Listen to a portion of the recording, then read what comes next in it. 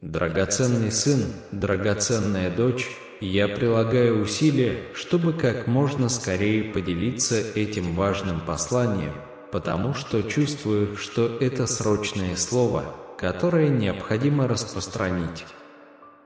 Я горячо молюсь о том, чтобы вы прислушались к каждому слову, потому что оно несет в себе срочное и значимое послание, которое должно быть услышано. Прошу вас, сын мой, дочь моя, уделите мне несколько минут вашего внимания, потому что то, что я сейчас передам, имеет для вас огромное значение. Бог Отец Всемогущий вложил в мое сердце послание о том, что в настоящее время вы являетесь свидетелями духовного события, разворачивающегося в режиме реального времени. Вы находитесь в самом разгаре монументального сдвига, священного сдвига в активах, который, возможно, не всем в данный момент хорошо виден. Многие из вас ошеломлены состоянием экономики и предстоящими политическими событиями, что вызывает у многих тревогу. Однако необходимо сохранять духовную бдительность и различать времена года, через которые вы проходите, поскольку вы находитесь в сезоне божественных изменений, в периоде передачи благословений, в эпоху, отмеченную священной перестановкой. Пожалуйста, осознайте важность времени, которое вы проходите. Писания говорят о том, что богатство, накопленное нечестивыми, в конце концов попадет к добродетельным. Да, средства, приобретенные теми, кто идет по пути нечестия, суждено доверить праведникам. Это мои слова, и откройте свои сердца, чтобы впитать эту божественную мудрость, которую я хочу подчеркнуть через некоторые места Писания, сосредоточившись в основном на двух важных стихах, которые должны привлечь ваше внимание в данный момент. Прежде чем открыть их, прославите Господа, написав в комментариях «Слава Богу, дорогой сын, дорогая дочь». Первый стих из книги пророка Исаии 45, начиная с 3 стиха, где пророческое послание было дано персидскому правителю царю Киру. Бог избрал царя Кира для важной роли в восстановлении святого храма. В этом месте Писания Бог обещает царю Киру доступ к скрытым сокровищам и невиданным богатствам в потаенных местах. Это пророчество раскрывает три важнейших аспекта. Во-первых, есть сокровища, которые скрыты во тьме. Во-вторых, есть скрытые богатства, неизвестные многим. И в-третьих, существуют тайные и уединенные места. Эти откровения были даны царю Киру с единственной миссией – возродить Дом Божий и обновить его священное жилище. Кроме того, во Второзаконии, глава 8, стих 18, израильтянам напоминается о том, чтобы они не забывали, кто привел их в землю обетованную и кто избавил их. Бог повелевает им признавать Его присутствие, ибо Он наделил их небесной способностью, божественной силой приобретать богатство. Он обещает наделить их способностью к процветанию. Он не просто раздает им богатство, а наделяет их необыкновенной способностью создавать процветание. Эта божественная сила необходима потому, что богатство содержит в себе духовные элементы. Я не буду слишком углубляться в этот аспект, поскольку он требует подробного изложения, которое может оказаться не под силу в настоящее время. Но я хочу, чтобы вы осознали, что находитесь в пророческой точке, где происходит сакральный сдвиг в богатстве. Существуют определенные действия, которые вы должны предпринять, чтобы получить преимущество этого божественного сдвига. Этот небесный переход происходит независимо от вашего участия, но для того, чтобы принять его благословение, вы должны повиноваться словам Бога. Ясно сказано, что богатство, накопленное нечестивыми, предопределено для праведников, для тех, кто идет по пути праведности. Это очень важно понять на данном этапе. Следование по пути праведности – залог тех благословений, которые не сходят на вас сегодня. Это не те, кто потворствует злым делам. Те, кто занимается нечестием, в это время будут наблюдать уменьшение своей удачи. Писание говорит о том, что ресурсы нечестивцев будут истощаться, а те, кто идет по праведному пути, увидят приток благословений в свою жизнь. В это время вы должны осознать, что Бог светит вам ярким путеводным светом, освещая путь к безграничному процветанию и благословениям.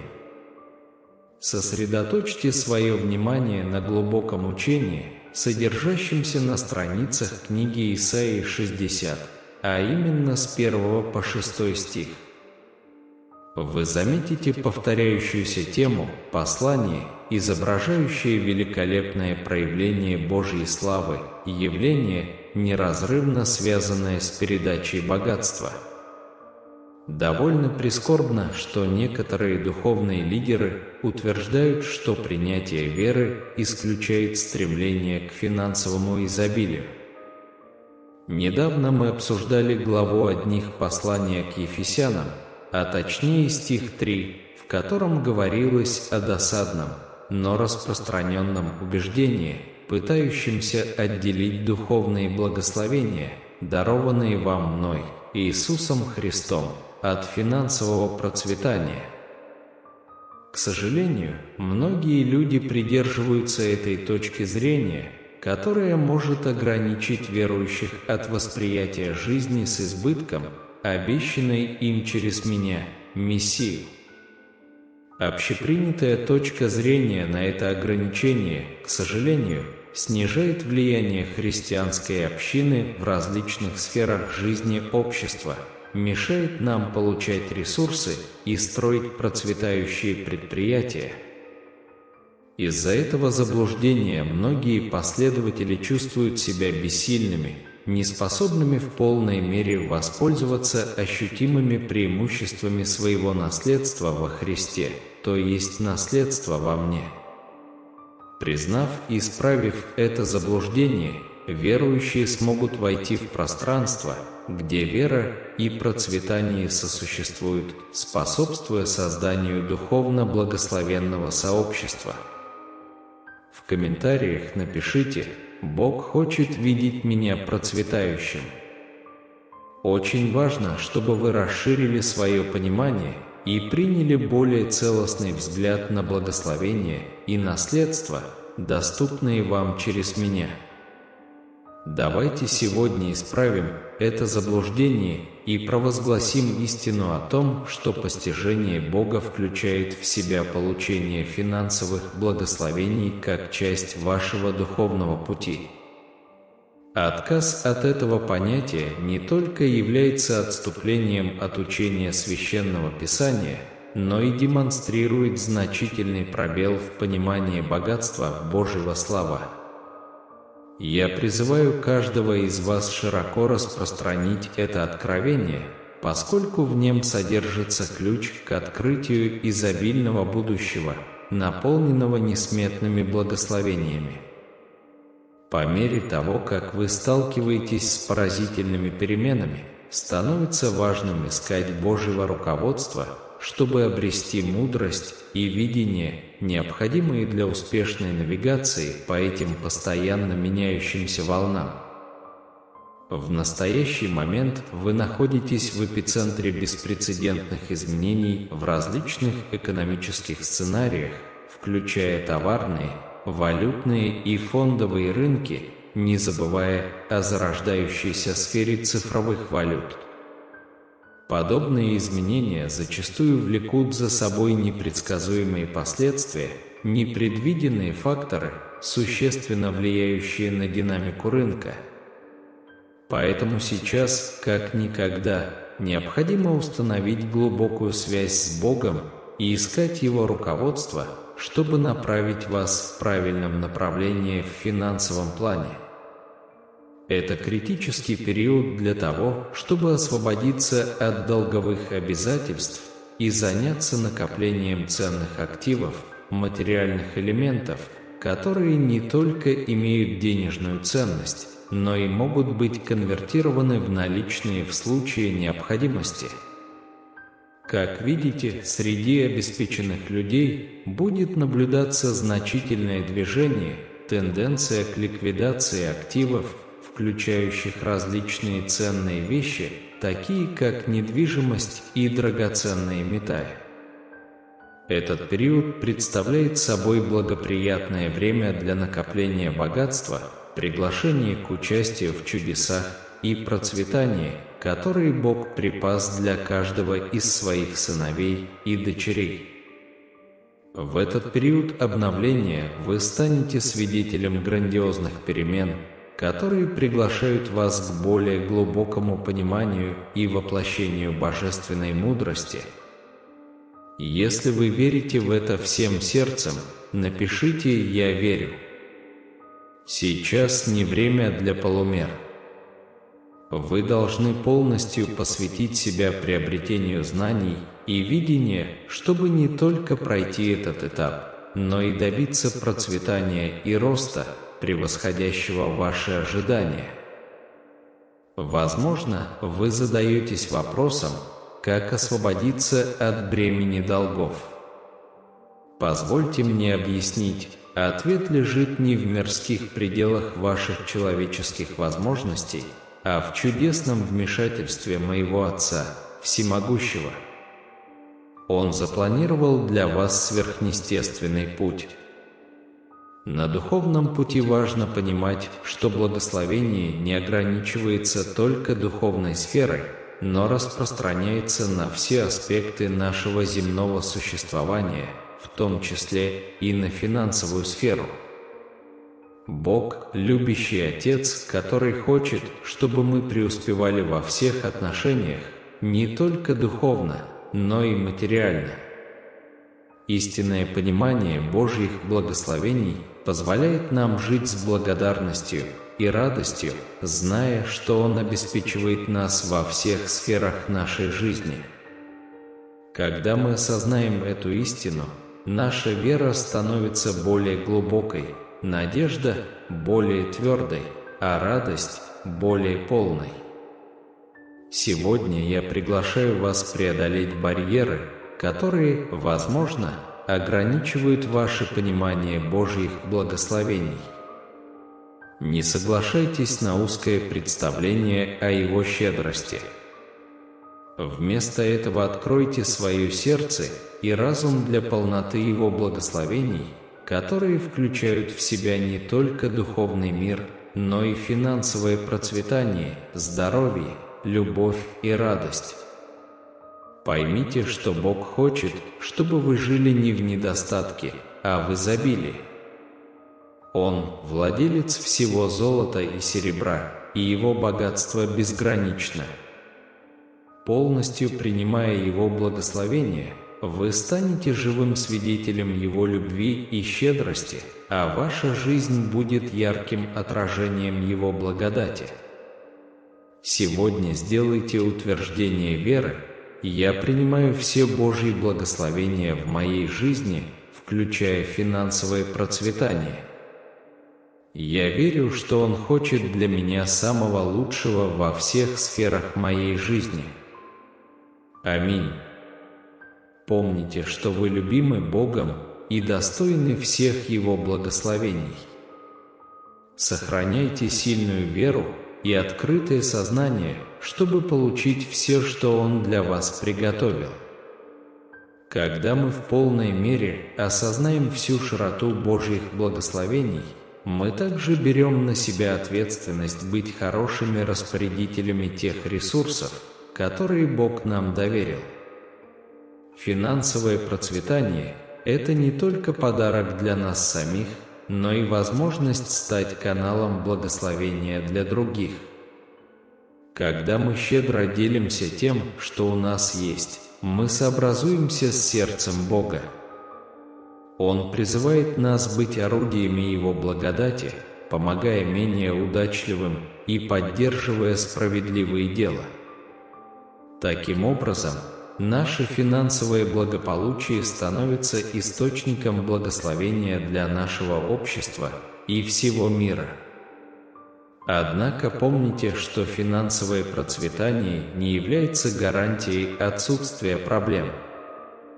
Жизнь будет и дальше преподносить нам препятствия и испытания, но с Богом рядом мы сможем преодолеть их с уверенностью и решимостью. Сегодня подтвердите свою веру в полное видение Божьих благословений, в том числе и финансового процветания. Молитесь о том, чтобы Он подсказал вам, как использовать эти благословения для благословения других. Будьте готовы быть хорошим распорядителем средств, которые Он доверил вам. Пусть ваша жизнь будет живым свидетельством щедрости и любви Бога, и пусть вы продолжаете расти во всех сферах, как в духовном, так и в материальном плане. Твердо верьте, что Он хочет для вас самого лучшего во всех сферах вашей жизни, и знайте, что Его благодать изобильна и достаточна для всех ваших нужд. Во имя Иисуса. Аминь. Перед вами открывается путь, который готовит вас к преодолению финансовых ограничений и вхождению в сферу изобилия и процветания. Слово Божие в стихах 9-11 главы 55 книги пророка Исаии показывает, что его методы непостижимы для человека, ибо его великолепие превосходит земной мир. Как увещевал Иисус в главе 6, стихе 33 Евангелия от Матфея, вы должны сделать приоритетом стремление к Царству Божьему и следовать Его праведными путями. Это призыв к тому, чтобы вы соотнесли себя с божественным видением Всевышнего, и тогда все ваши потребности и желания найдут путь к вам через каналы, которые вы даже не могли себе представить. Чтобы понять принцип работы Бога, обратитесь к Писанию в главе 8 Бытия, стих 22. Здесь говорится о цикле сеяния и жатвы, фундаментальном принципе, который управляет не только природой, но и вашей жизнью. Эта глубокая мудрость находит отклик в книге пророка Исаии, глава 5, стихи 9-11, свидетельствуя о величии Божьего замысла, столь же великолепного, как взаимодействие дождя, земли и расцвета жизни. Это позволяет словам, исходящим из его уст, быть мощными, способными проявляться в реальности, способствуя росту и питанию вашей жизни. Это гарантия того, что ваши провозглашения не будут напрасными, а исполнят свое предназначение, процветая везде, куда бы они ни были направлены. Осознайте и вникните в глубину этой истины. Вселенная работает по принципу сеяния и жатвы, принцип, изложенный не только в книге Бытия, но и подчеркнутый во втором послании к Коринфянам, глава 9, стих 6. Тех, кто сеет щедро, ожидает обильный урожай, и это обещание Бога побуждает их отдавать без колебаний. В это решающее время мы не ищем денежных пожертвований. Мы стремимся к коллективному пробуждению, к более глубокому пониманию того, как христиане могут взаимодействовать с духовной сферой такими способами, которые еще никогда не предпринимались. Помогите нам распространить это жизненно важное послание, поставив лайк этому видео и оставив искреннее «Аминь» в комментариях. Это поможет другим начать это преобразующее путешествие. Это призыв довериться Богу с непоколебимой верой, расширяя свои возможности получать благословение Творца и просить о большем, чем вы когда-либо задумывались. Примите силу, заложенную в стихе 20 главы 3 послания к Ефесянам, и осознайте, что Бог способен превзойти ваши ожидания и исполнить ваши желания невообразимым образом, в соответствии с той мощной силой, которая живет в вас. Возлюбленный сын, возлюбленная дочь, это перекликается с духом послания к евреям, глава 10, стихи 36-38. Это призыв сохранять веру, укреплять доверие, которое обещает великую награду. Будьте терпеливы, потому что после исполнения Божьей воли будет исполнено обещание или дан дар непревзойденного богатства. Позаботьтесь о том, чтобы ваш подход к этому этапу был связан с повышенным чувством ожидания, взращиванием более глубокой связи со Святым Духом Божьим, развитием повышенного осознания и чувствительности к движениям Духа, позиционированием себя для получения небесных благословений, которые спускаются на земное царство. Будьте готовы принять грядущие чудесные перемены, твердо стоя в вере и уповая на великий Божий замысел. И если вы верите в этот план, символизируйте это прославлением Господа, написав в комментариях «Слава Богу». Помните, сын мой, дочь моя, вы находитесь в самом разгаре одного из самых значительных перемещений богатств, которые когда-либо наблюдались. Сейчас не время для самоуспокоенности, а время для повышенной осознанности. Сделайте шаг на новый уровень духовной чувствительности, сонастроившись с божественными потоками. Вы окажетесь в идеальном положении для получения благословений и преобразований, происходящих в небесных сферах. Будьте готовы, будьте в ожидании, потому что Бог вот-вот проявит чудеса в вашей жизни, принеся изобилие, радость и непревзойденные благословения. Приготовьте свое сердце к тому, чтобы принять и увидеть, как могущественная рука Бога действует в вашей жизни, направляя вас на путь безграничного изобилия и радости.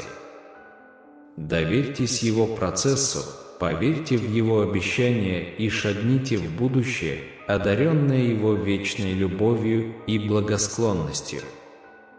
В наше суматошное время очень важно сохранять духовную стойкость, которая позволит вам принять небесные дары, которые уже на подходе. Приготовьтесь, мой дорогой сын, моя дорогая дочь, ибо это нелегкое дело. Это не просто фантазия, а искренний призыв к осознанию и активным действиям. Это подходящий момент для того, чтобы подготовиться так, как вы еще никогда не готовились.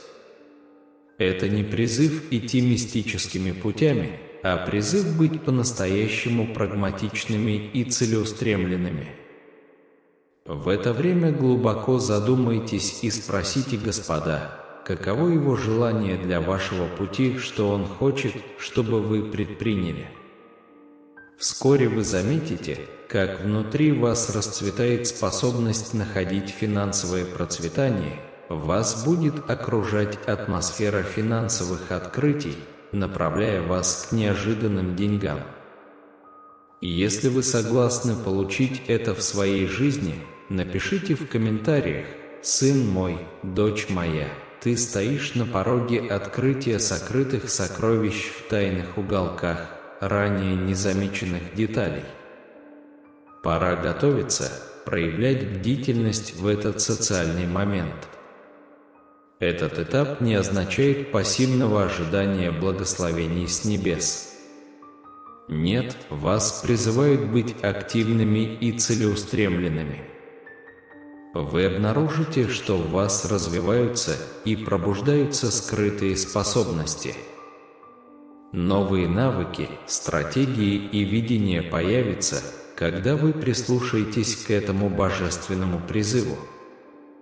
Вы заметите растущую силу, импульс, который позволит всем благословениям, которые искали вас, наконец-то найти вас. Не медлите. Сейчас не время медлить. Как я уже сказал, вы находитесь в центре этого божественного движения, поэтому готовность – это ключевой момент. Готовность, сопровождаемая горячей молитвой и подготовкой, очень важна. Писание призывает вас наблюдать и молиться, предвкушать благословение и общаться с Богом в молитве. Когда вы молитесь, будьте готовы принять ответы на свои молитвы, чтобы твердо идти в сверхъестественной вере. Поразмышляйте над словами из 11 главы Евангелия от Марка, где подчеркивается сила веры и убежденности. Бог призывает вас приказать горам в вашей жизни сдвинуться с места, бросить их в море с непоколебимой верой. Если вы верите в силу молитвы, подтвердите это, написав: «Молитва – это сила». Помните, что, молясь, вы воспитываете в себе веру, которая позволяет вам получить и, более того, обрести то, о чем вы молились. Не менее важно освободиться от груза боли и обид. Отпустите эмоциональный, духовный и ментальный груз, который мешает вам войти в эту фазу божественного переноса. Вам необходимо иметь сердце, свободное от горечи и обиды. Прощение тех, кто обидел вас – важнейший шаг, обеспечивающий вашу восприимчивость к грядущим благословениям. Держание обиды связывает вас с негативными энергиями, которые могут препятствовать получению благословений. Чтобы действительно претендовать на этот божественный переход, необходимо отпустить всю горечь и принять дух прощения.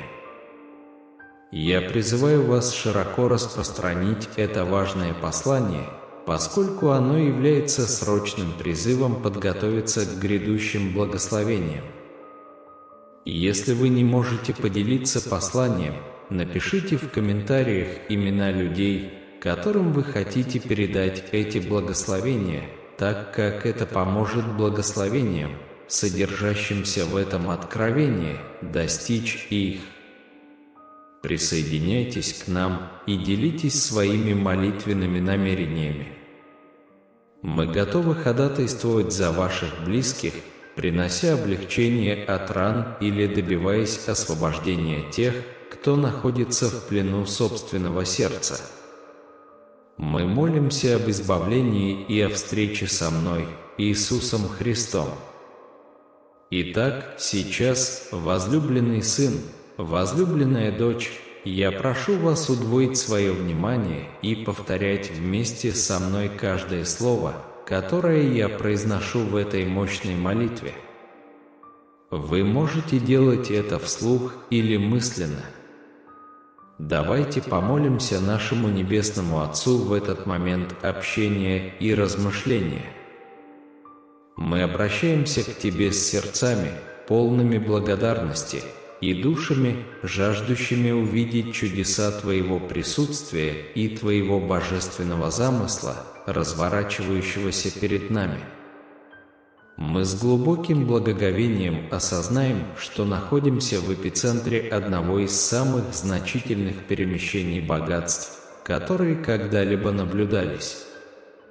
Мы понимаем, что сейчас не время для самоуспокоения, а время повышенной осознанности, духовной готовности, позволяющей нам принять благословение и преобразование, которые вот-вот произойдут в нашей жизни. Отец, мы поднимаем наш дух в гармонии, зная, что Твоя воля проявляется с божественной благодатью, которая превосходит нас. В этот момент глубокой духовной связи мы погружаемся в присутствие Небесного Отца с сердцем, полным благодарности.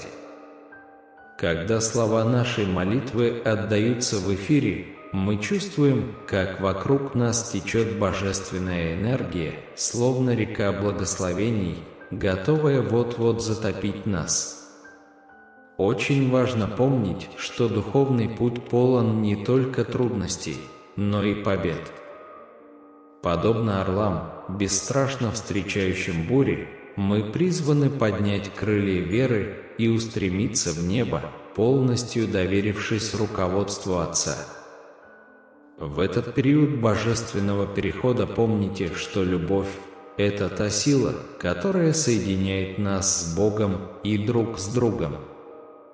Будьте маяком любви, излучая сострадание и сочувствие всем, кто вас окружает.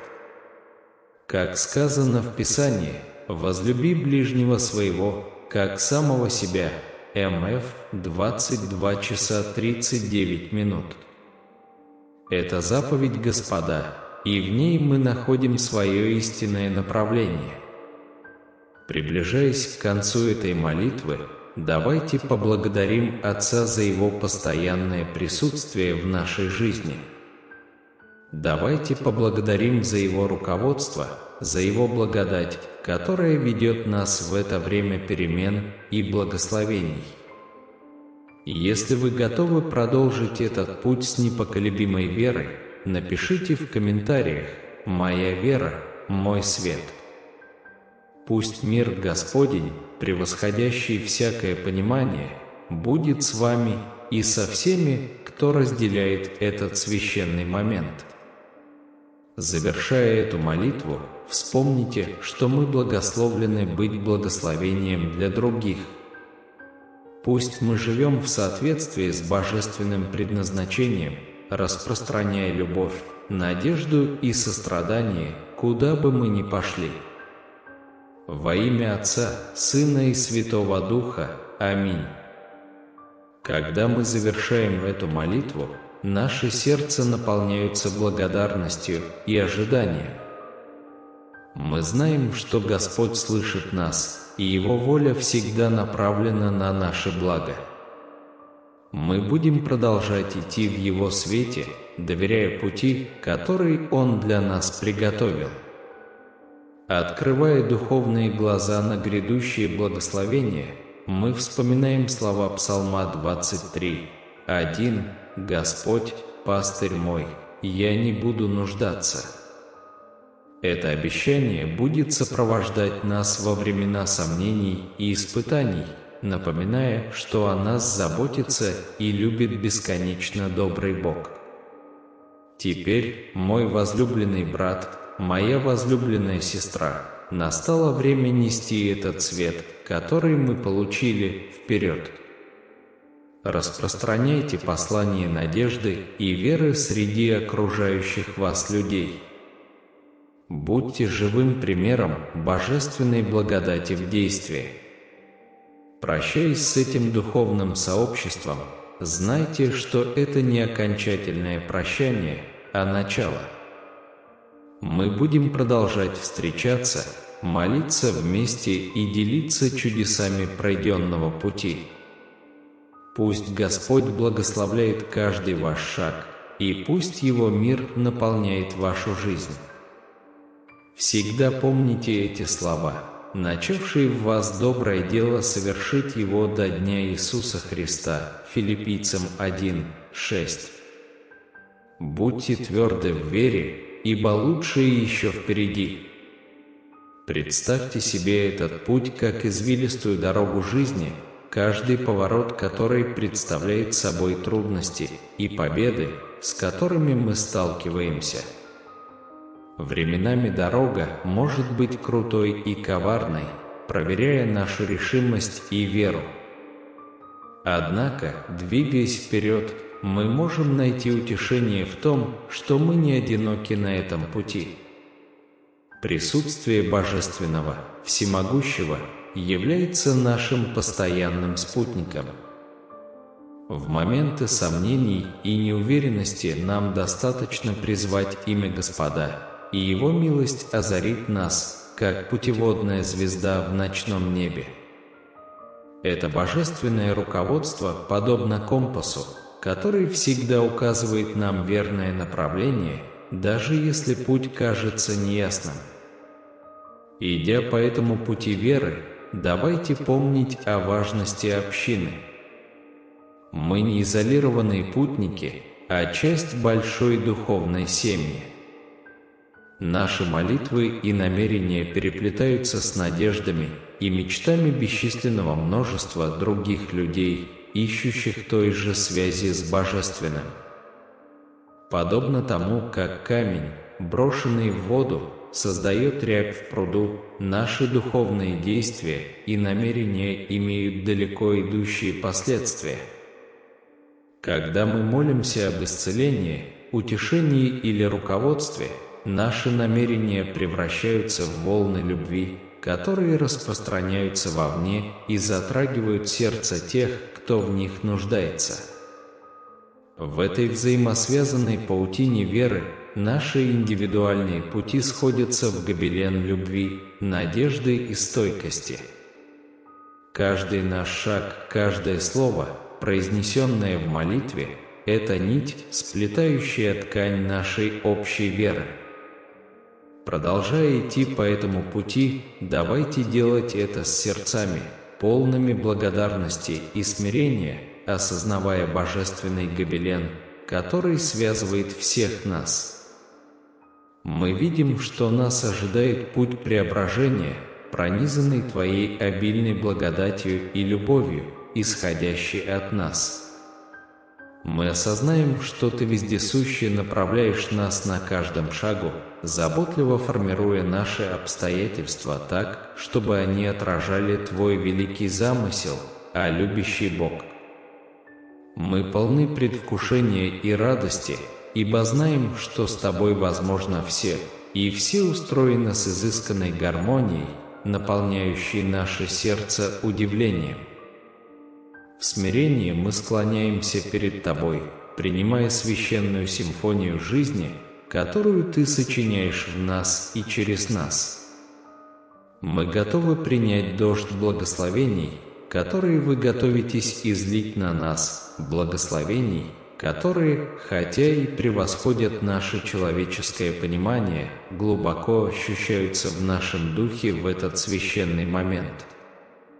Мы осознаем, что находимся на пороге духовного процветания, наполненных благодатью возможностей и связей, пропитанных Вашей божественной любовью, которые вскоре обогатят нашу жизнь. Мы подтверждаем наше доверие к Твоему божественному процессу, который с любовью формирует каждый момент, каждую встречу, питая наш рост и укрепляя наши силы. Отец, мы отдаем Тебе все тяготы прошлого, все боли и обиды, которые мешали нам полностью войти в этот сезон божественного перехода. Мы понимаем, что обиды связывают нас с негативными энергиями, которые могут препятствовать благословениям, которые Ты для нас приготовил, поэтому с готовностью в сердце мы принимаем решение простить тех, кто причинил нам боль, отпустить все обиды и принять дух прощения. В этот момент мы призываем всех, кто нас слышит, сделать то же самое, оставить прошлые обиды и принять прощение, поскольку мы знаем, что это необходимо для того, чтобы действительно претендовать на этот божественный переход. Мы просим, чтобы Твоя благодать направляла нас в этом акте прощения, и чтобы Твой божественный свет рассеял любую тень горечи, которая еще может оставаться в наших сердцах, Господи. Это послание не терпит отлагательств, и поэтому мы смиренно делимся им с миром в надежде, что каждый сможет подготовиться к благословениям, которые уже на подходе. Кроме того, Господи, в это время молитвы мы хотим ходатайствовать за наших близких и всех тех, кто ищет освобождения, физического или духовного. Мы просим, чтобы те, кто находится в заключении, обрели свободу не только в теле, но и в сердце и душе, чтобы они смогли пережить глубокую встречу с Тобой, Христом Иисусом. Мы также молимся о единстве и любви в семьях, о восстановлении отношений и возрождении привязанности. В справедливости мы просим, чтобы Твой божественный свет озарил дома, чтобы понимание и прощение процветали в каждом доме, когда мы приближаемся к этим прекрасным преобразованиям, Господи. Мы объединяемся в вере и с уверенностью провозглашаем благословения, которые вот-вот развернутся перед нами, чтобы мы прошли этот путь с горящими сердцами, полными веры, с духом, танцующим в радостном ожидании, и с решимостью, укрепленной Твоей непоколебимой любовью, Небесный Отец. Мы от всего сердца благодарим Тебя за благословения, которые уже вливаются в нашу жизнь. В знак непоколебимой веры и глубокого доверия к Твоему любящему провидению мы скрепляем эту молитву громким «Аминь» во имя того, кто направляет эту молитву, Иисуса Христа, Спасителя. Мы молимся «Аминь». Пусть эта молитва станет маяком надежды и вдохновения для всех, кто ее услышит, и направит их к жизни в вере, духовном процветании и любви. А теперь оставьте свое «Аминь» в комментариях и с сердцем, переполненным верой, помолитесь вместе со мной молитвой, которой я вас научил: «Отче наш, иже еси на небесех, да светится имя Твое. Да придет царствие Твое, да будет воля Твоя на земле, как на небе. Хлеб наш насущный дай нам на сей день, прости нам согрешения наши, как и мы прощаем согрешающим против нас, и не введи нас во искушение, но избавь нас от лукавого. Аминь. Сын мой, дочь моя, если ты дошел до этого места, покажи свою веру в благословения, которые тебе суждены, написав в комментариях «Принимаю, Господи». Прежде чем уйти, я должен напомнить вам, что моя любовь к вам превосходит всякое человеческое понимание. Именно ради этой любви я принес себя в жертву на кресте, и именно ради этой любви я никогда не оставлю вас. Более того, именно потому, что я чувствую эту любовь, я всегда безмерно счастлив, когда ты посвящаешь мне несколько минут своего дня. Спасибо тебе огромное, мой сын, моя дочь. Знайте, что я буду еще счастливее, если вы почувствуете это в своем сердце и останетесь со мной еще немного. Все, что вам нужно сделать, это кликнуть на видео, которое сейчас появится на вашем экране, потому что я подготовил его специально для вас. До встречи!